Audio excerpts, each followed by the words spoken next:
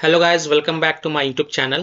In this video tutorial, I will show you how to download or install the 7 Deadly Sins Origin game on PC for free.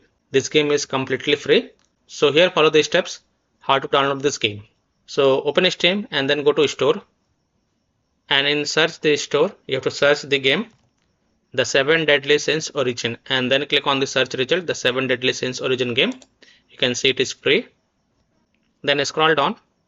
And here we'll see play the 7 Deadly Sins Origin game, and it is free to play. So click on play game button, and then you will get a pop-up that will tell you to install the game, and then you have to read the terms and condition, and then you have to click on the accept all, and then you can click the install option. Since I have already started the download before making the video, hence the pop-up is not coming, but in your case you will get the pop-up with the install button.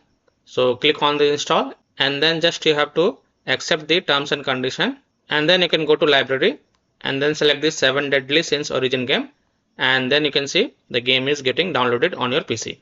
So I hope by following these steps you can easily download and install the 7 Deadly Sins Origin game on PC for free. So that's all for this video.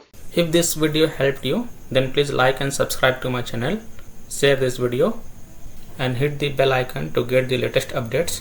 Thank you.